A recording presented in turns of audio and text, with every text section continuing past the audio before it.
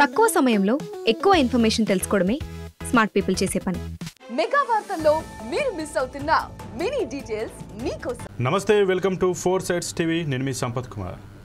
ప్రస్తుతం అయితే BRS working president KTR అరెస్టుకు అయితే రంగం సిద్ధమైనట్టుగా తెలుస్తుంది. తాజాగా ఆయన పైన అయితే ఏసీబీ కేసు కూడా నమోదు చేసింది. మొన్న ఏదైతే గత నెల క్రితం ఏదైతే సిఎస్ శాంతి కుమారి గవర్నర్ జిష్ణుదేవ్ వర్మకు ఏదైతే ఆయనను అరెస్ట్ చేయాలి అంటూ కూడా కేసు నమోదు చేయడానికైతే ఏదైతే ఒక ఫైల్ లెటర్ను రాశారో అది జిష్ణుదేవ్ వర్మ ఆమోదించడం జరిగింది. ఇక సిఎస్ శాంతి కుమార్ కూడా లేఖను ఈయన పైన కేసు నమోదు చేయాలంటూ కూడా ఏసీబీకి అయితే రిఫర్ చేసినట్టు తెలిసింది. తాజాగా కేటీఆర్ పైన ఈరోజు అయితే అరెస్టు కేసు కూడా నమోదైనట్టుగా తెలుస్తుంది. ఇక దాని గురించి కేటీఆర్ అరెస్టుకు సంబంధించి మరింత సమాచారం అందించడానికైతే మన స్టూడియోలో బీఆర్ఎస్ నాయకులు గారెపల్లి సతీష్ గారు మనతో ఉన్నారు. ఇక వారిని అడిగి మరిన్ని వివరాలు తెలుసుకుందాం. సతీష్ గారు నమస్కారం అండి.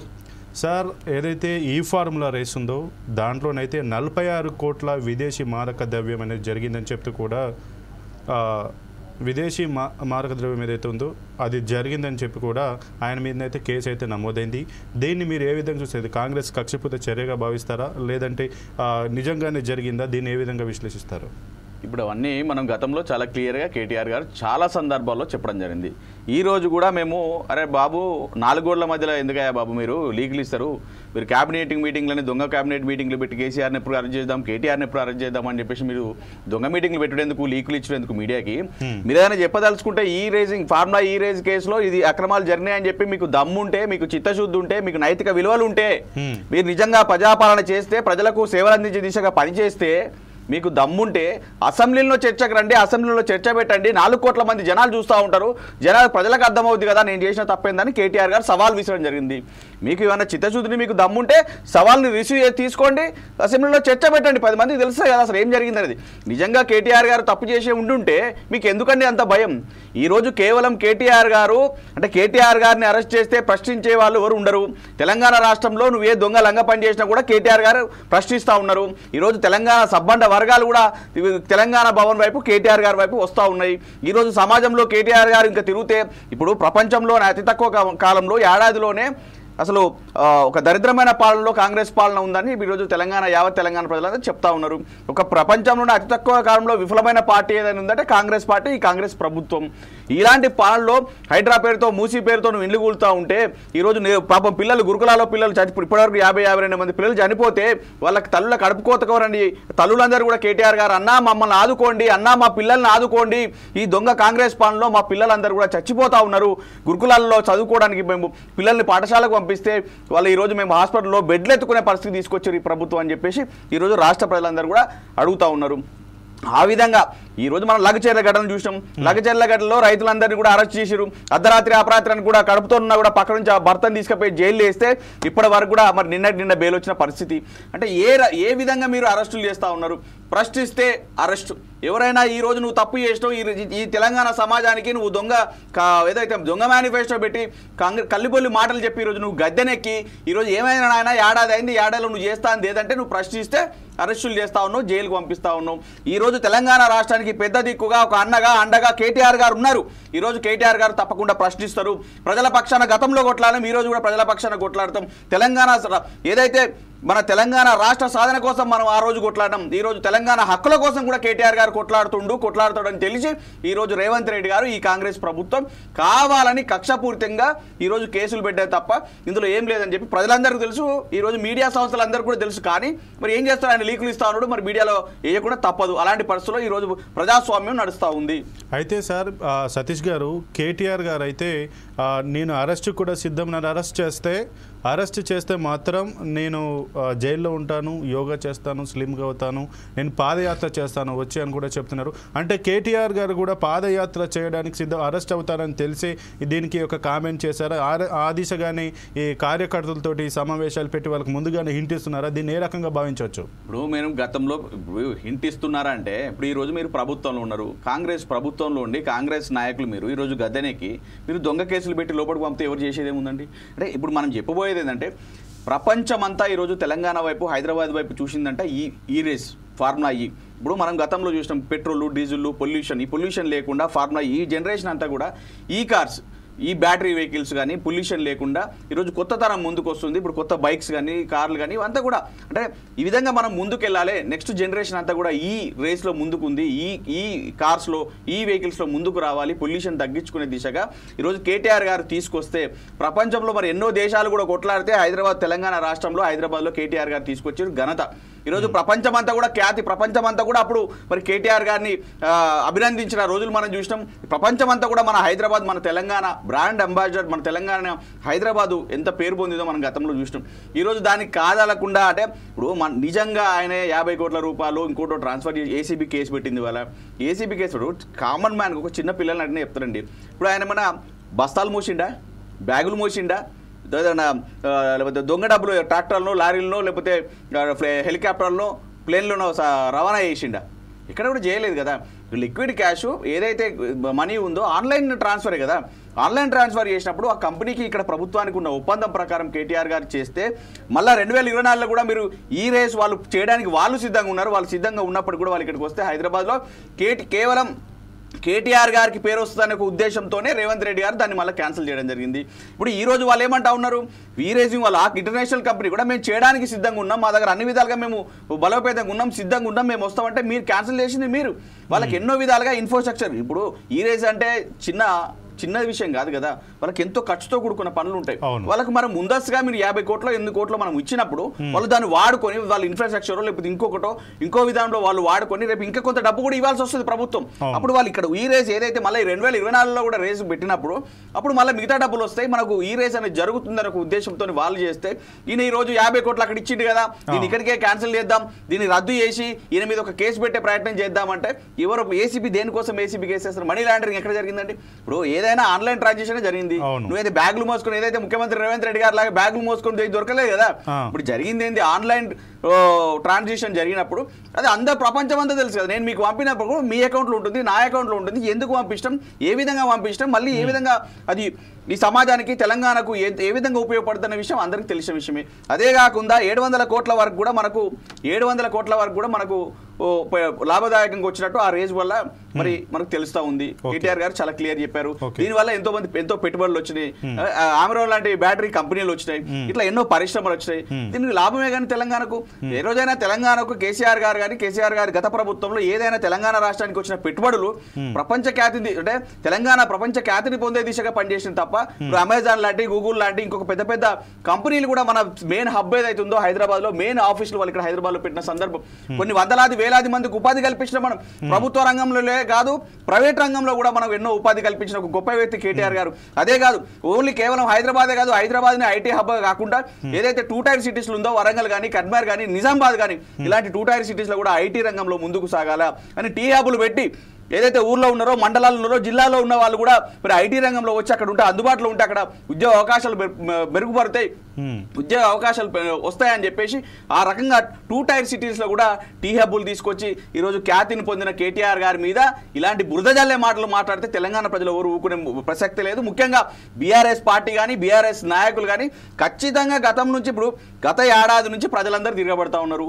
ఈ రోజు మేము ప్రశ్నించే గొంతుకగా ప్రజల పక్షాన ఉన్నాం. ప్రజలు మాకు ఇచ్చిన హక్కు ప్రశ్నించే గొంతు, ప్రశ్నించమని మాకు హక్కు ఇచ్చారు. మాకు ఆ ప్రశ్నించే గొంతుకగా మేము ఈ రోజు ప్రశ్నిస్తే మీకు అంత మంట ఎందుకండి, అంత కండ్ల మంట ఎందుకండి? అంటే ప్రశ్నించొద్దు, మీరు ఏం లంగదంగ పనులు చేసినా కూడా మేము చూస్తూ ఉండకపోతే నువ్వు కేసులు పెడతావు. ఆఖరికి సోషల్ మీడియాలో పోస్టులు పెడితే రైతుల రుణమాఫీ ఇవ్వలేదని సోషల్ మీడియాలో పోస్టులు పెడితే నువ్వు అరెస్ట్ చేస్తావు, రైతుల భరోసా ఇవ్వలేదు అని చెప్పి అరెస్ట్ చేస్తావు, లగచర్య ఘటనలో రైతులను ఎందుకు అక్రమంగా అరెస్ట్ చేస్తామని ప్రశ్నిస్తే కేసులు పెడతావు. ఈ రోజు ఉద్యోగాల పేరుతో మీరు ఉద్యోగాలు సంపాదించుకొని కాంగ్రెస్ నాయకులు మీరు ఈ రోజు నిరుద్యోగులు రోడ్ల మీదకి వస్తే లాఠీ చార్జులు ఎందుకు చేస్తా ఉన్నావు, ఉద్యోగాలు ఇవ్వవా అని చెప్పి అడిగితే నువ్వు ఈ రోజు అరెస్టులు చేస్తావు. ఈ విధంగా ఎవరిని చూసినా కూడా, ఏ వర్గాన్ని చూసినా కూడా అరెస్టు తెలంగాణ రాష్ట్రాన్ని నిర్బంధ పాలన చేస్తున్నారు తప్ప అది ప్రజాపాలన కాదు అనేది తేటతెల్లం అయిపోయింది. ఈ రోజు మళ్ళీ అయితే సతీష్ గారు, మీరు ప్రశ్నిస్తే ప్రభుత్వానికి వ్యతిరేకంగా ప్రశ్నిస్తున్నారని చెప్పి అరెస్టులు చేస్తున్నారు, ఇవన్నీ పాల్పడుతున్నారని మీరు అంటున్నారు. కానీ కేటీఆర్ గారు కూడా అయితే చెప్పారు, దాదాపు నేను 50 కోట్లు అయితే ముందుగానే చెల్లించాము, అది ఇవ్వాలి అని చెప్పి కేటీఆర్ కూడా ఒప్పుకున్నారు. కానీ ప్రభుత్వం అంటుంది, ప్రస్తుతం ఉన్న కాంగ్రెస్ ప్రభుత్వం అయితే ఏం ఆరోపణ చేసిందంటే మీకు ఆ కంపెనీకి ఏం లోపాయకారి ఒప్పందాలు ఉన్నాయి, అందుకోసమే మీరు ముందుగా 50 కోట్ల 52 కోట్ల రూపాయలు ఎందుకు చెల్లించారు? దాదాపు 46 కోట్ల రూపాయలు విదేశీ మారక ద్రవ్యాన్ని చేశారు. మీకు వాళ్ళకి ఎలాంటి ఒప్పందం ఉన్నాయి, లోపాల ఒప్పందాలు ఉన్నాయి, మీరు ఎందుకు చెల్లించారు?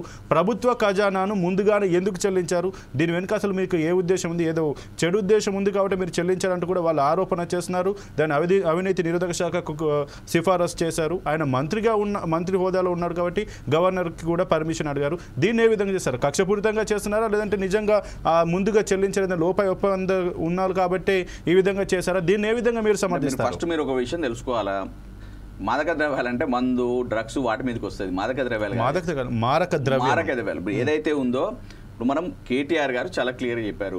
ఆయనే ప్రెస్ మీట్ పెట్టి ప్రపంచం అంతా చాలా క్లియర్ గా ఎక్స్ప్లెయిన్ చేయడం జరిగింది. ఇప్పుడు ఏదైనా కూడా మన చిన్న ఎగ్జాంపుల్ ఇస్తాం. ఇప్పుడు ఏదైనా మనం కొత్త వెహికల్ తీసుకున్నా లేకపోతే ఒక ఫంక్షన్ చేసినా కూడా కొంత అడ్వాన్స్ ఇవ్వడం ఉంటుంది. వాళ్ళని తీసుకురావడానికి ప్రభుత్వం కూడా కొంత డబ్బులు ఇచ్చి, ఇప్పుడు మనం ప్రపంచంలోనే మన హైదరాబాద్ కి రావాల్సిన అవసరం వాళ్ళకి లేదు, కానీ మనం వెళ్ళి వాళ్ళని రిక్వెస్ట్ చేసి వాళ్ళు వద్దన్నారు అని కూడా కేటీఆర్ గారు చాలా క్లియర్ చెప్పారు. మేము అక్కడికి రాలేము హైదరాబాద్ కన్నా సందర్భాలు కూడా మేము అక్కడికి మీరు రండి, మీరు చేయండి, మీకు ఇక్కడ ఏం కావాలో అన్ని వసతులు మేము మా ప్రభుత్వం కల్పిస్తాన ఉద్దేశంతో కేటీఆర్ గారు తీసుకొచ్చి ఒక ఖ్యాతిని పొందే దిశగా కేటీఆర్ గారు ఆ రోజు పనిచేసారు.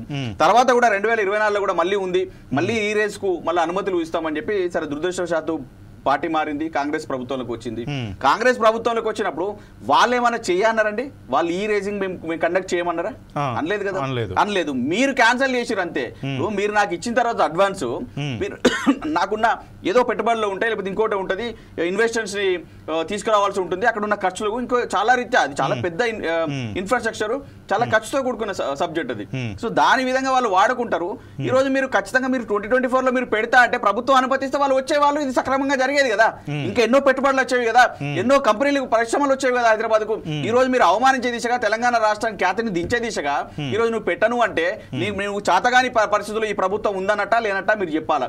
ప్రజలందరూ అదే చెప్తారు, నువ్వు చాతగాకనే కదా ఈ రోజు నువ్వు పెట్టలేను అని పెట్టకుండా వాళ్ళు వాపసు పంపినావు. మళ్ళీ వాళ్ళు వాపసు పంపుడు కాకుండా మళ్ళీ కేటీఆర్ గారు 40 లక్షలు 40 కోట్లు ఇచ్చిండు, 50 కోట్లు ఇచ్చిండు అని చెప్పేసి దొంగ మాటలు చెప్పి, అంటే ఒక రుద్దాలని, ప్రజలకు రుద్దాలని, ఒక ఏదో కేటీఆర్ అది చేసిండు ఇది చేసిండు అని ఒక అబద్ధపు మాటలను ప్రజలకు రుద్దే ప్రయత్నంలో భాగంగా చేస్తున్న కుట్రపూరిత చర్యలే తప్ప వేరే ఏం లేదు. వాళ్ళు ఏం చేసినా కూడా సమాజం ఒప్పుకునే పరిస్థితి లేదండి. ఏడాది కాలంలో తెలిసిపోయింది.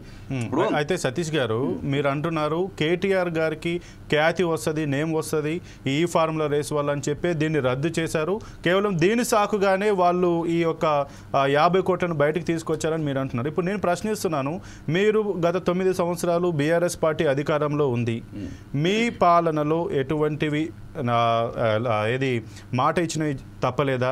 ఇప్పుడు కాళేశ్వరం ప్రాజెక్టు, మేడిగడ్డ ప్రాజెక్టు ఏదైతే దాన్ని ప్రముఖంగా కాంగ్రెస్ పార్టీ అయితే దాన్నే లేవనెత్తి అధికారంలోకి వచ్చినైతే మనకు తెలుసు. ఇలాంటి అవినీతి, కాళేశ్వరం ప్రాజెక్టులో కూడా అవినీతి అక్రమాలు జరగలేదా? కేవలం కేటీఆర్ ఇది ప్రశ్నిస్తున్నాడని చెప్పి మీరు ఇప్పుడు అరెస్ట్ చేస్తున్నారు అంటారు. గత మీ పాలనలో అవినీతి అక్రమాలు జరగలేదు, దీన్ని ఏ విధంగా సమర్థిస్తారు మీరు? మేము సమర్థించడం లేదు, ప్రజలందరూ కూడా తెలిసిన విషయమే, చాలా క్లియర్ చెప్తా ఉన్నాం. ఒకటి, కాళేశ్వరం మీద కానీ కరెంటు మీద కానీ ఈరోజు ఈ రేసింగ్ గురించి కానీ లేకపోతే ఓటుకు నోటు లేకపోతే ఇంకోటి ఆడియో కాల్ రికార్డింగ్ గురించి కానీ రకరకాలుగా దొంగ మాటలు చెప్పు లీక్లు ఇస్తూ టీవీలో ఒక భజన చేపిస్తూ వాళ్ళకి సంబంధించిన ఏదైతే కాంగ్రెస్ పార్టీకి అనుబంధ సంస్థలైన కొన్ని మీడియా సంస్థలను అడ్డుపెట్టుకొని వాళ్ళు చేసిన కుట్రపూరిత ప్రయత్నమే తప్ప ఇందులో ఏం లేదు. నిజంగా మాది తప్పుంటే బీఆర్ఎస్ కార్యకర్తలో లేకపోతే కేటీఆర్ గారితో కేసీఆర్ గారితో లేకపోతే బీఆర్ఎస్ పార్టీ ఏదైనా తప్పు చేసి ఉంటే అధికార యంత్రాంగం ఉంది, గతంలో కలెక్టర్లు అధికారులు ఉన్నారు. ఈ రోజు రేవంత్ రెడ్డి గారు వెయిట్ చేస్తా ఉన్నారు, వీళ్ళు ఏదైనా తప్పు చేస్తే ఇమీడియట్ లోపడేద్దామని. ఏడాది అయింది, వాళ్ళకి ఎక్కడ కూడా తప్పులు దొరకట్లేదు కాబట్టి ఇలాంటి ప్రయత్నం చేస్తా ఉన్నారు. మీకు ఎగ్జాంపుల్ చెప్తున్నాం. ఇప్పుడు ఏదైతే మీరు అంటున్నారు కాళేశ్వరం ఉన్నారు, కాళేశ్వరం కుంగిపోయింది, ఊగిపోయింది, వంగిపోయింది అని మాట్లాడిరు. ఈ రోజు ఏమైంది? గత వానాకాలం పంటకు మీరు రైతులకు నువ్వు నీళ్లు ఇస్తావా అయ్యేవా? 10 లక్షల క్యూసెక్ల నీళ్లు ప్రవాహం పోతా ఉంది, ప్రవాహంలో అది కొట్టుకోపోకుండా ఆగింది. ఈ రోజు 40,000 క్యూసెక్ల నీళ్లు ప్రవాహం జరుగుతూనే మీరు ఎత్తిపోయచ్చు.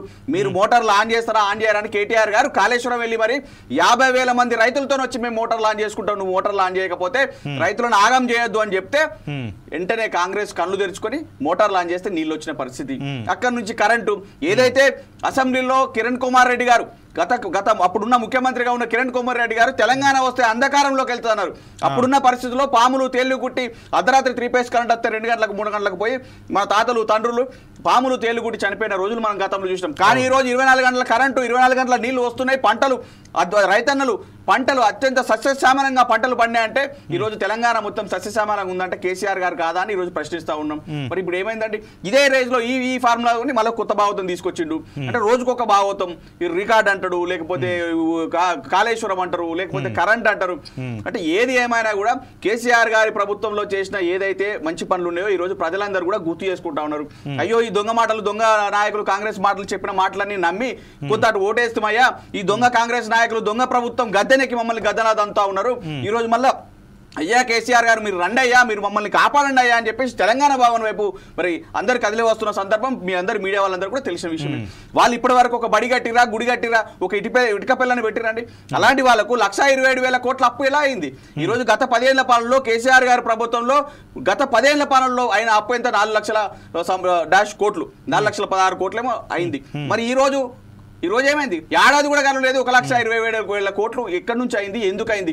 మీరు ఏదో కట్టింది లేదు, ఏది లేదు. పొద్దున్న లేస్తే కూల్చడం, పొద్దున్న లేస్తే మూసి పేరుతో ఇళ్ళని కూలుస్తా ఉన్నారు, హైదరాబాద్తో ఇళ్ళని కూలుస్తా ఉన్నారు తప్ప మీరు ఏం చేశారని తెలంగాణ సమాజం అడుగుతారు. సతీష్ గారు, మీరు అప్పు గురించి అడిగారు కాబట్టి కాంగ్రెస్ పార్టీ చెబుతోంది మీరు 6 లక్షల మేము అధికారంలోకి వచ్చిన తర్వాత నేను సీఎంగా ప్రమాణ స్వీకారం చేసేసరికి 6 లక్షల కోట్ల పైనే అప్పు రాష్ట్రంలో అప్పు ఉంది. మేము ఇప్పటికీ కూడా దాదాపు నెలకి ఒక 5,000 కోట్లకు పైన మేము ఇంట్రెస్టే కడుతూ వస్తున్నాం. మేము తెచ్చే దాంట్లో లాభం ఏదైతే రాష్ట్రానికి ఆదాయం కంటే అప్పుకి మేము ఇంట్రెస్ట్ కట్టడమే ఎక్కువగా ఉంది. ఇంకెక్కడి నుంచి తీసుకురావాలి? రాష్ట్రం మొత్తం లోటులో ఉంది. ఏదైతే 9 సంవత్సరాల పరిపాలనలో రాష్ట్రాన్ని అభివృద్ధి చేశామంటూ ప్రాజెక్టులు కట్టామంటూ ప్రాజెక్టుల పేరు చెప్పి లక్షల కోట్ల అవినీతి చేసుకున్నారు, అక్రమార్గంలో సంపాదించుకున్నారంటూ కూడా కాంగ్రెస్ అయితే ఆరోపిస్తుంది. దీన్ని ఏ విధంగా మీరు సమాధానం చెప్తారు? యావత్ తెలంగాణ ప్రజలకు అందరూ తెలుసు, తెలంగాణ రాకముందు మన పరిస్థితి ఎలా ఉండేది, తెలంగాణ వచ్చిన తర్వాత మన పరిస్థితి ఎలా ఉంది, పంటలు ఎలా పండుతున్నాయి, కాళేశ్వరం లాంటి ఇంత పెద్ద ప్రాజెక్ట్ మనం అతి తక్కువ కాలంలో కట్టుకున్నాము, కరెంట్ ఎంత అద్భుతంగా వచ్చింది 24 గంటలు. అంటే ప్రజాబండ వర్గాలకు కూడా ఈ రోజు కేసీఆర్ గారి హయాంలో అంత సస్యశ్యామలంగా ప్రతి ఒక్క కుటుంబంలో వెలుగులు నింపే దిశగా కేసీఆర్ గారు పనిచేసిండు. అటు చాలా పథకాలు కూడా మీరు చూస్తూ ఉంటే రైతు భరోసా కానీ, ఇటు రైతు బంధు కానీ, లేకపోతే ఇప్పుడు ఇక్కడ చూస్తూ ఉంటే కళ్యాణ లక్ష్మి కానీ, షాదీ ముబారక్ కానీ, చెర్లని నీళ్లు నింపడం కానీ, లేకపోతే ముస్తకారంలో చేపలు ఇవ్వడం కానీ, రకరకాలుగా ఎన్నో విధాలుగా తెలంగాణ రాష్ట్రం సస్యశ్యామలంగా ఉండాలి, ప్రజలందరూ కలకలలాడుతూ ఉండాలి, ఎప్పుడు నిరంతరం ఒక పనిలో భాగస్వామ్యం అవుతూ. దళితులు కూడా చూడండి, దళితులు మరి వెనకేయద్దు, వాళ్ళ జీవితాలు వెనక్కి వెళ్ళొద్దు, దళితుల కుటుంబాల్లో వెలుగు నింపే దిశగా మరి వాళ్ళకు కొంత ఆర్థిక సాయం చేద్దాం, 10 లక్షలు ఇద్దాం, వాళ్ళ కుటుంబాలు వెలుగు నింపే దిశగా కాకుండా వాళ్ళు ఉపాధిలో వాళ్ళు ముందుకెళ్ళడమే కాదు, ఇంకొక నలుగురిని వాళ్ళు ముందుకు తీసుకెళ్లే దిశగా పనిచేస్తారని 10 లక్షలు ఇస్తే ప్రియాంక గాంధీ గారు వచ్చేవన్నారు 10 లక్షలు కాదు 12 లక్షలు ఇస్తామన్నారు.